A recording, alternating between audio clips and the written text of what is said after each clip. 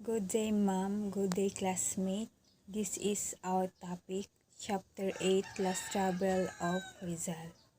Jose Rizal continued writing important works even while he was busy with his medical career and reform efforts against Spanish colonization. These writings show his strong desire to fight for justice, educate Filipinos, and promote peaceful change. First is ang mga karapatan ng tao. Ito ay Tagalog version ng Rights of Man mula sa French Revolution. Ipaintindi sa mga Pilipino ang kanilang basic human rights tulad ng freedom at equality para maging aware sila. Second is a la Nación Española, to the Spanish nation. Nag-appeal si Rizal sa Spain na itama ang mga mali na ginawa sa mga magsasaka sa Calamba. Gusto niyang magkaroon ng justice ang mga Pilipino. Number 3 is sa mga kababayan, so my countrymen. Ipinaliwanag ito ang problema sa lupa ng Calamba at ang pang-abuso sa mga tenants. Ginawa ito para ma-inform ang mga Pilipino at ma-encourage sila na magkaisa. Or is on a bisita a la Victoria Gaud. Kwento ito ng pagbisita ni Rizal sa kulungan sa Hong Kong. Pinakita niya ang kalagayan ng mga preso at ang concern niya sa human rights. Number 5 is La Mano Rosa, the Red Hand. Tinaligsan ni Rizal ang mga sunog sa Manila na pinaniniwala ang sinadya. Gusto niyang i-expose ang corruption at abuse of power. 6 is Constitution of the Liga Filipina. Para ito sa Liga Filipina, magkaroon ng unity ang mga Pilipino, i-push ang peaceful reforms, protektahan laban sa injustice, suportahan ang educational at progress. In May 1892, Rizal decided to return to Manila despite the opposition of his relatives and friends. The decisions of his second return were to confer with Governor Despuzol regarding his Borneo colonization project. Gusto niyang makipag-usap kay Eulogio Despuzol tungkol sa kanyang Borneo colonization project. Plano niya na ilipat ang ilang Pilipino sa Borneo para makaiwas sa pang-abuso ng mga Kastila. To promulgate the Liga Filipina in Manila and gusto niyang itatag at ipakalat ang La Liga Filipina sa Manila, isang samahan na naglalayong magkaisa ang mga Pilipino at isulong ang mapayapang reforma. To prove that Eduardo Late was wrong in attacking him in Madrid, that he, Rizal being comfortable and safe in Hong Kong, had abandoned the country's cause. Gusto rin niyang patunayan na mali si Eduardo Late na nagsabi na si Rizal ay natatakot at pinili na lang maging komportable sa Hong Kong. Pinakita ni Rizal na hindi niya iniwan ang laban para sa bayan. While Rizal was staying in Hong Kong celebrating his 31st birthday on June 19, 1892, he had a premonition of his death. He wrote 2 letters on the next day, sealed and inscribed on each envelope to be opened after my death. He gave them to his friend Dr. Marquez for safekeeping. Habang nasa Hong Kong si Rizal at celebrate ang kanyang 31st birthday, pang may kutob siya na malapit na siyang mamatay. Kinabukasan, nasulat siya ng 2 liham at nilagyan ng label na to be opened after my death. Ibinigay niya ito sa kanyang kaibigan na si Dr. Lorenzo Marquez para safekeeping. Pinakita nito na alam ni Rizal na delikado ang kanyang gagawin pero handa siyang magsakripisyo para sa bansa. Kahit may panganib, pinili pa rin niyang bumalik at ipaglaban ang Pilipinas. The first letter was addressed to his parents, brethren, and friends. Sinulat niya ito para sa mga taong pinakamalapit sa kanya. Parang last message niya ito in case na may mangyari sa kanya. Dito niya maaring ipinaabot ang kanyang pasasalamat, pagmamahal at mga huling habilin. The second letter was addressed to the Filipinos. Ibig sabihin, hindi lang ito personal para ito sa buong bansa. Pero mensaheng pangbayan niya kung sakaling may mangyari sa kanya. Dito niya gustong ipahayag ang kanyang mga idea, panawagan at pagmamahal sa Pilipinas. Conference with General Dizpuzol. Noong June 26, 1892 dumating si Rizal sa Manila kasama ang kanyang kapatid na si Lucia. Pagdating niya, agad siyang pumunta sa Malacañang Palace para makipagkita kay Eulogio Dizpuzol. Pero wala pa ito noon kaya pinabalik siya ng 7 p.m. Pagbalik niya ng gabi, nakausap niya si Dizpuzol. Sinabi ng gobernador na papatawarin ang kanyang ama pero hindi kasama ang buong pamilya. Pinabalik siya ulit sa June 29 para sa follow-up meeting. Pagkatapos ng meeting, binisita ni Rizal ang kanyang mga kapatid na sina Narcisa at Saturnina. Noong June 29, first day na St. Peter and St. Paul. Muli nakipagkita si Rizal kay Dizpuzol ng 7:30 a.m.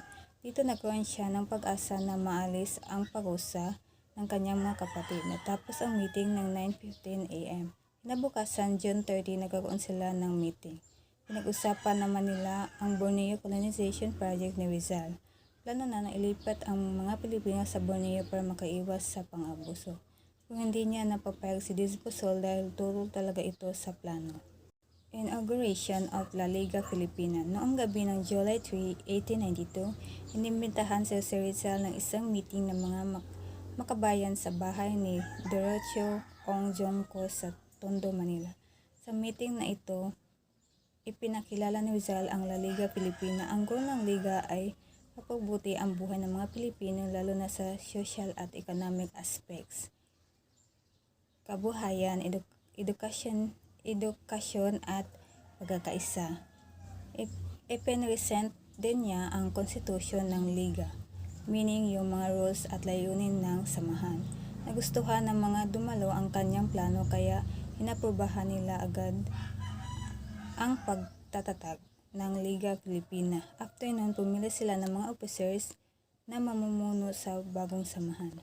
Sa La Liga Filipina may mga piniling leaders, President Ambrosio Salvador, Secretary Donato Arellano, Treasurer Bonifacio Arevalo, Fiscal Agustin de la Rosa. Sila ang namumuno at magpapatakbo ng samahan.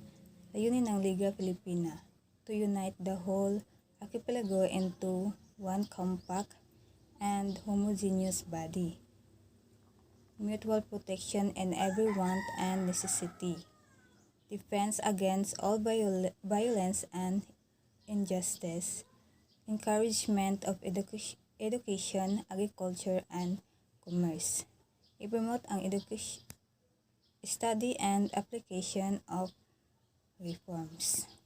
Ang motto ng Liga Filipina ay Unus Instar Omnium, one like all. Ibig sabihin, isa ang lahat ng nagkakaisa ang mga Pilipino. Bukas ang Liga sa lahat ng Pilipino. Membership fee 2 pesos, monthly due 10 centavos. Kapag member ka na, ang mga tungkulin ay na may mga tungkulin ka.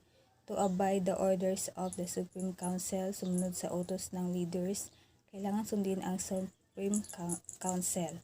To recruit new members, so mag-invite ng iba, tulungan palakihin ang Liga sa pamamagitan ng pag-recruit. To keep in strictest secrecy the decisions of La Liga authorities. Mapanatili ng sikreto, huwag ipagsabi ang mga desisyon ng Liga. To have a symbolic name which he cannot change until he becomes president of his council. To report to the fiscal anything that he may hear which affects the Liga. To behave well as befits a good Filipino, and to assist fellow members in whatever means. Rizal arrest the incarceration in Fort Santiago. Noong July 6, 1892, pumunta si Rizal sa Malacañang Palace para ipagpatuloy ang meeting kay Eulogio Dizpuzol.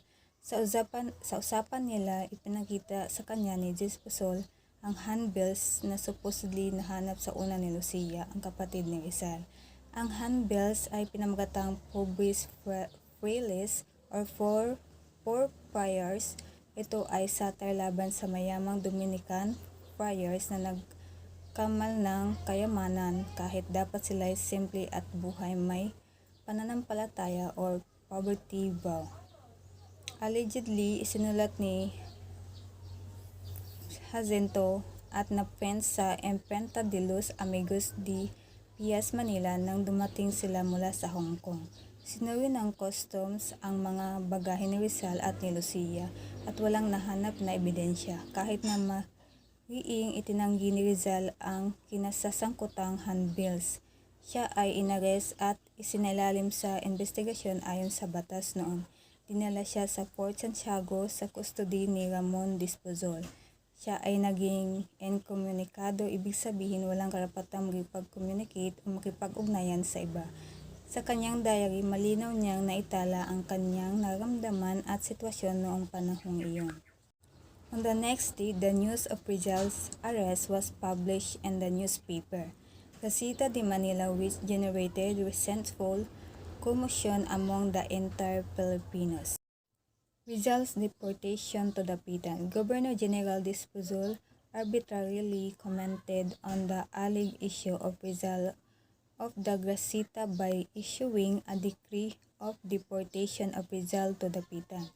He explicitly stated in his gubernatorial decree the grounds of Rizal's deportation as follows: for publishing anti-Catholic and anti-friar books and articles, for having in possession a bundle of handbills, the Pobres Friars or Poor Fathers, in which advocacies were in violation of the Spanish monastic orders, for dedicating his novel El Filibusterismo to the three traitors Gomez, Burgos, and Zamora, and emphasizing on the novel's title page that the only salvation for the Philippines was separation from the mother country, and for simply criticizing the religion and aiming for its exclusion from Filipino culture. Noong July 15, 1892, bandang 12:30 AM, si Rizal ay ginwardyahan ng Spanish Armed Force at sinakay sa steamer Cebu papuntang Dapitan.